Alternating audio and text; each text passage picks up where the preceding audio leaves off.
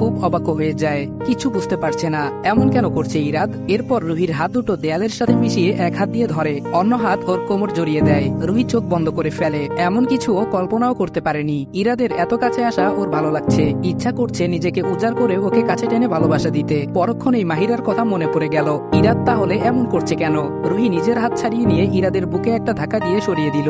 ইরাদ বলল, কি হয়েছে? কাপা কাপা আওয়াজে রুহি বলে, আপনি এমন করছেন কেন?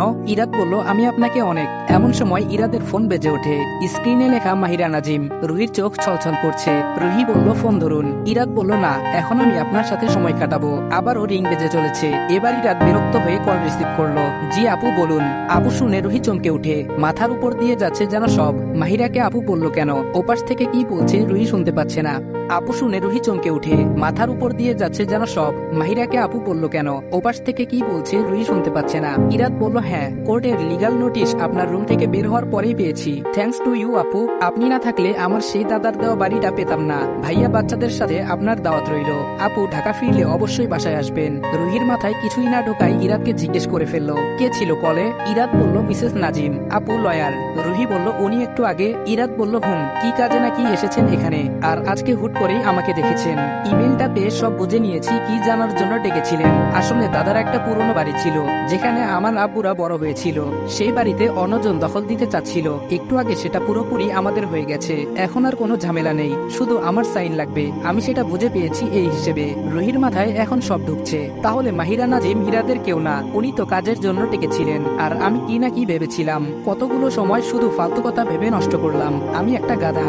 এসব ভাবতে ভাবতে রুহি দেখে ইরাদ ওর দিকে তাকিয়ে আছে, চোখে সেই দুষ্টুমি আর ঠোঁটের কোণে একটা দুষ্টু হাসি। এবার রুহি একটা ঢোক চাপলো, কারণ কিছুক্ষণ আগে ইরাদ যা করছিল তা ও কিছু মুহূর্ত ভুলে গেল, এখন আবার মনে পড়ে গেল সবকিছু। রুহি ইরাদকে না দেখার ভান করে ওকে পাশ কাটিয়ে বারান্দার ভেতরে চলে গেল দরজা থেকে সরে। এখন বাইরের বৃষ্টিটা দেখতে ভালো লাগছে ওর। আকাশের দিকে তাকিয়ে হেসে আল্লাহকে মনে মনে একটা থ্যাংক ইউ দিল। লজ্জাও লাগছে অনেক। ইরাদ এমন করলো কেন হঠাৎ করে? পেছন থেকে এসে ইরাদ ওকে জড়িয়ে ধরে রেখেছে বেশ কিছুক্ষণ। এরপর বলল, আমার বউটা। রুহির হাত পা এখন ঠান্ডা হয়ে আসছে। এত আদুরে গলায় ইরাদ তো কথা বলে না। এমন করে বউ বলল। রুহি বলল, ছাড়ুন। ইরাদ বলল, না। রুহি বলল, কেন? ইরাদ বলল, আদর করি একটু। রুহি বলল, না। ইরাদ বলল, আপনার ঠোঁটগুলো আমার অনেক ভালো লাগে, ইচ্ছা করে একদম খেয়ে ফেলি। এরপরে যা কিছু হয়েছে সবকিছুই ইতিহাস। ভোরের আলো ফুটে গেছে চারদিকে। প্রতিদিনের মতো আজকেও রুহি নামাজ পড়ে নিল। ইরাদকে ডাক দিল, কিন্তু ও উঠলো না। ঘড়িতে প্রায় 9টা বেজে গেছে। ইরাদের ওঠার কোনো নাম নেই। রুহি কিছুক্ষণ টিকটক দেখলো, এরপর বসে বসে ইরাদকে দেখছে আর চকলেট খাচ্ছে। প্রায় 10 মিনিট পরে আরিশার কল আসলো। রুহি বলল, হ্যালো আপু। আরিশা বলল, হাই ভাবি, ঘুম কেমন হয়েছে তোমাদের? রুহি বলল, আমি তো সেই কখন উঠে গেছি, আপনার ফ্রেন্ড এখনো ওঠেনি। আরিশা বলল, উঠবে কিভাবে, অনেক মেহনত করিয়েছ যে রাতে। এই বলে আরিশা হাসা শুরু করলো। রুহি বলল, না আপু।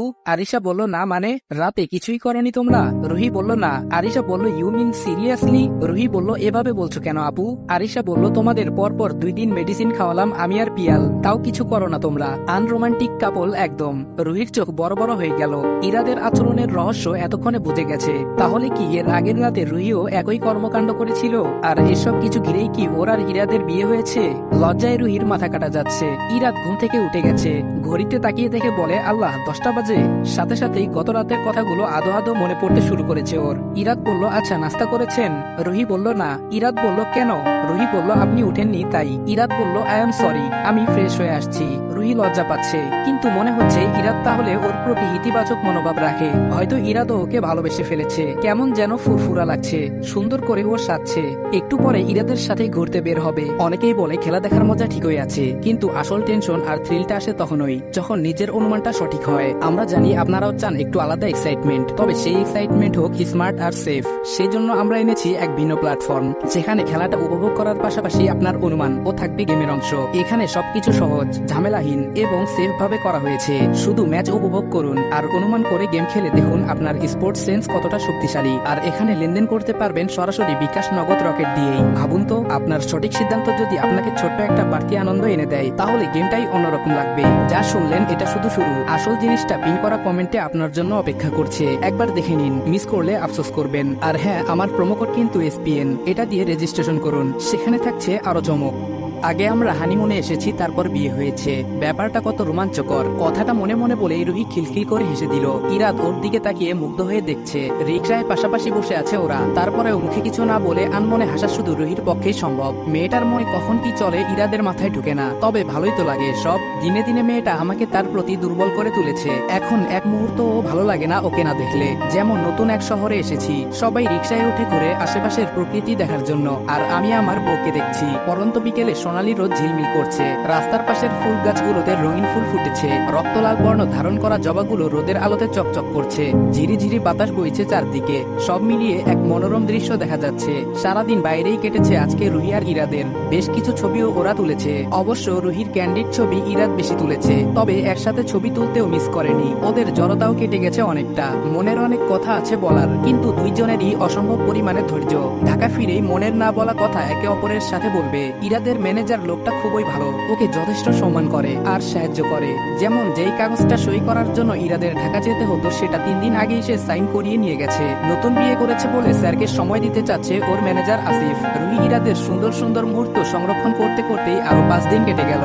আজ রাতেই ওরা ঢাকা ফিরে যাবে। আরিশা পিয়াল ওরা আরো 2 দিন আগেই বাড়ি ফিরে গেছে। রুহির সাথে আরিশার খুব ভাব হয়েছে। প্রতিদিন ওদের সাথে কথা হয় টুকটাক। রুহি ভেবে নিয়েছে আরিশার সাথে মিলে একটা প্ল্যান বানিয়ে ইরাদকে প্রপোজ করবে। মনের কথা না বলে আর থাকতে পারছে না রুহি। কিছু একটা তো ইরাদ বলবেই। আর এই কয়দিনে ও লক্ষ্য করেছে ইরাদ ওর দিকে তাকিয়েই থাকে। যখন কিছু নিয়ে ব্যস্ত থাকে তখন ইরাদ ওকে দেখতে ব্যস্ত থাকে। একটা মেয়ে শত হলেও পুরুষের চোখের চাহনি বুঝতে পারে, কে ওর দিকে কোনভাবে তাকায়, তা কিছুটা হলেও আজ করতে পারে মেয়েরা। রুহির মনে একটা ধারণা এসেছে, হয়তো ইরাদ ওকে একটু হলেও চায়। বাসায় ফিরতে ফিরতে রাত প্রায় 10টা 30 বেজে গেল। ওদের বাসা একদম ঝকঝকে, আর হবেই না কেন। কাজের মহিলাকে রুহি বিকেলে ফোন করে বাড়ি পরিষ্কার করে রেখে যেতে বলেছিল। ইরাদ তখন ল্যাপটপে বসে বসে কাজ করছিল, আর রুহির দিকে এক নজর দেখে অবাকও হলো, কারণ ওর প্রায় আচরণে একদম গিন্নি গিন্নি একটা ভাব চলে এসেছে। যেমন এই সময়ে ইরাদের অনেক কাজের চাপ পড়ে গিয়েছিল। এমনিতে ইরাদের কাজের চাপ পড়লে ও রাত জেগে করে, কিন্তু বেশি রাত পর্যন্ত ইরাদের কাজ করা রুহির পছন্দ না। তাই রাতে তাড়াতাড়ি ওরা বিকেলে ঘোরাঘুরি শেষ করে সন্ধ্যা থেকে ইরাদ ওর কাজে বসতো, আর রুহি কানে হেডফোন গুঁজে চুপচাপ ফোন দেখতো। যে কোনো জায়গায় রুহি বাড়ির মতো একটা পরিবেশ খুব সুন্দরভাবে বানিয়ে নিতে পারে। মেয়েটার মধ্যে যে কাউকে খুব সহজে আপন করে নেওয়ার এক অসীম ক্ষমতা আছে। রুহি নিজের ঘরে এসে ফ্রেশ হয়ে নিল, আর ইরাদও ওর ঘরে গিয়ে ফ্রেশ হলো। ইরাদ ভাবছিল রুহিকে বেডরুমে এসে থাকতে বলবে, কিন্তু রুহি মাইন্ড করবে কিনা এই ভেবে আর বলা হয়নি। এদিকে রুহির মনেও একই সংকোচ। ইরাদ যদি ওকে নিজে না বলে তাহলে ও যাবে কেমন করে, যদি কিছু মনে করে। এসব ভাবতে ভাবতে রুহি মোবাইলটা হাতে নিয়ে গ্যালারিতে গেল। ওর আর ইরাদের এই কয়েকদিনে বেশ কিছু সুন্দর ছবি আছে। অনেকগুলো আরিশা আর পিয়াল তুলে দিয়েছে, একদম কাপল পোজ দেওয়া। একটা ছবি হামহাম জলপ্রপাতে তোলা ক্যান্ডিড। রুহি পানির দিকে তাকিয়ে হাসছে, আর ইরাদ ওর দিকে তাকিয়ে আছে। এই ছবিটা রুহির সব থেকে বেশি প্রিয়, সেটাই ও মোবাইলের ওয়ালপেপারে দিয়ে রাখলো। আর ইরাদের সাথে অন্য একটা ছবি লক স্ক্রিনে দিয়ে রাখলো। ব্যাটারি লো হয়ে গেছে। হঠাৎ বন্ধ হয়ে যাওয়ায় রুহি উঠে ফোনটা চার্জে বসিয়ে দিয়ে জানালা দিয়ে বাইরে তাকিয়ে আছে। রাত প্রায় 12টা 45। ইরাদ হয়তো আসবে না, তাহলে আজ রাতটা বাসায় থাকা অন্য দিনের মতো জেগেই কাটাতে হবে। আর বিছানায় গেলে ঘুম আসবে না এভাবেও। এখন ইরাদকে ছাড়া বিছানাটা খালি খালি লাগে। ইরাদ কি ঘুমিয়ে পড়েছে কিনা একবার গিয়ে কি দেখে আসবো, নাকি যাব না? হয়তো ঘুমিয়ে গেছে, থাক সকালে যাবনি। রুহির মনটা খারাপ লাগছে। শত হলেও তো ইরাদ ওর স্বামী, এভাবে দূরে দূরে থাকতে ভালো লাগে না। হঠাৎ করে ইরাদ বলল, সরি, একটু লেট হয়ে গেল, কিছু ফাইল ছিল চেক করে আসলাম। রুহি চমকে গিয়ে বলল, ঘুমাননি? ইরাদ বলল, না, কাজ করছিলাম, আসলে ঘড়ির দিকে দেখিনি, আমার কারণে আপনার ঘুমাতে লেট হয়ে গেল। রুহি বলল, না ঠিক আছে। রুহির মনটা ভালো হয়ে গেল মুহূর্তের মধ্যেই। ইরাদ তাহলে ওকে ভুলে যায়নি। ইরাদ পাশে আসায় যেন রুহির ঘুম এসে গেল। ইরাদ ভেবে নিয়েছে রুহিকেও নিজের সমস্যার কথা আজকে বলে দিবে, সাথে এটাও বলে দিবে ও রুহিকে ভালোবাসে।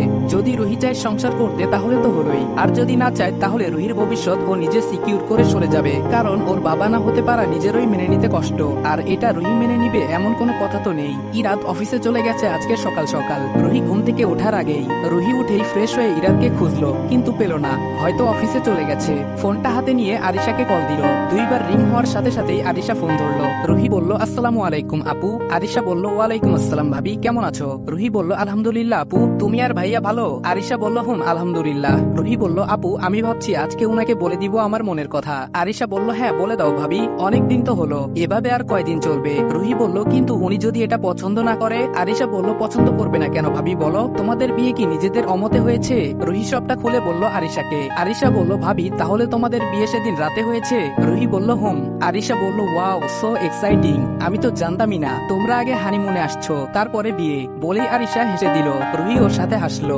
রুহি বলল, আপু আমার টেনশন লাগছে আর ভয় হচ্ছে। আরিশা বলল, ভয় কেন পাচ্ছ? ইরাদ তোমাকে ভালোবাসে এটা একদম বোঝা যায়। তুমি সুন্দর একটা শাড়ি পরে ওকে সারপ্রাইজ দাও আজকে, এরপর ডিনারের পরে রাতের বেলা সুন্দর করে নিজের মনের কথা প্রকাশ করো। রুহি বলল, আচ্ছা। আরিশা বলল, ঠিক আছে ভাবি, বেস্ট অফ লাক। ফোনটা রেখে রুহি ড্রেসিং টেবিলের